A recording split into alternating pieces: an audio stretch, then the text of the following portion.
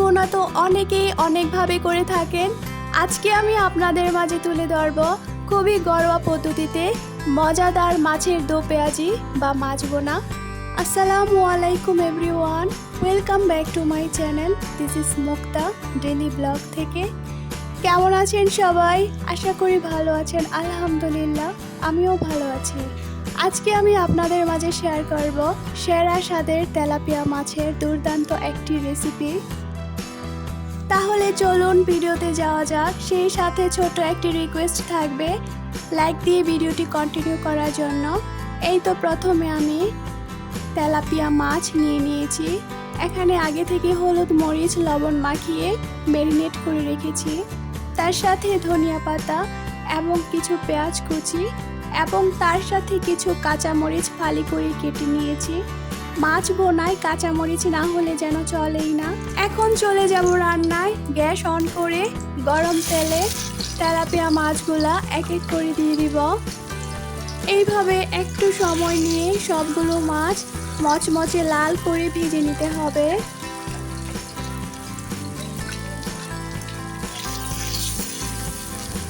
এই ক্ষেত্রে চুলার আঁচ মিডিয়াম হাই হিটে রেখেছি।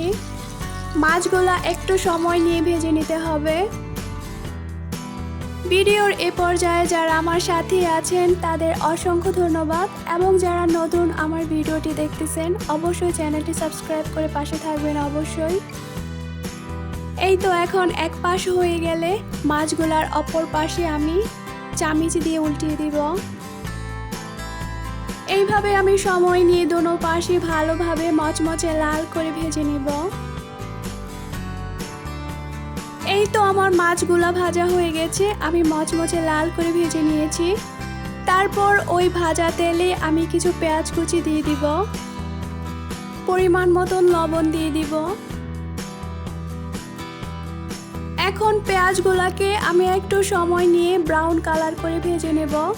তার সাথে 1 চা চামচ আদা রসুন পেস্ট দিয়ে দিব।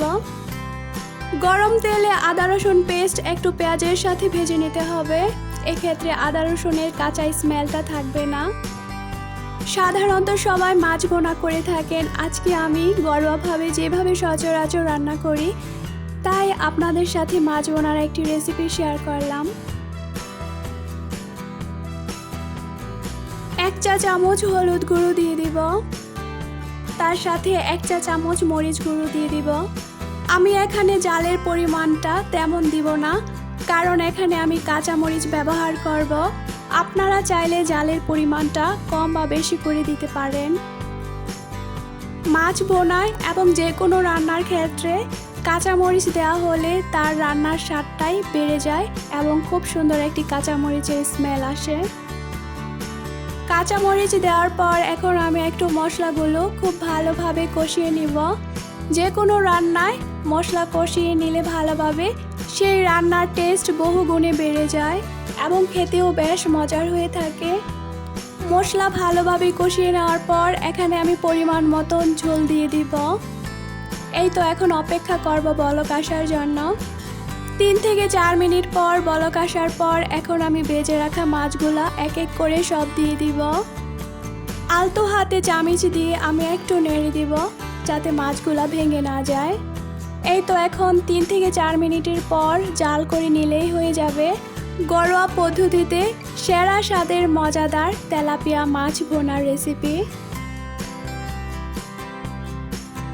চলে আসলাম 3 থেকে 4 মিনিট পর। এই তো এখানে আমার পানিগুলা একটু টেনে গিয়েছে, মাছের গায়ে গায়ে মিশে গিয়েছে। এখন এই পর্যায়ে এসে আমি কিছু ধনিয়া পাতা ছড়িয়ে দিব। এইভাবে মাছ ভোনায় ধনিয়া পাতা দেওয়া হলে খুব সুন্দর একটি ফ্লেভার আসে এবং এর স্বাদ বহুগুণে বাড়িয়ে দেয়।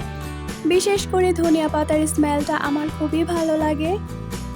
এই তো ঝটপট তৈরি হয়ে গেল সেরা স্বাদের মজাদার তেলাপিয়া মাছ ভোনা।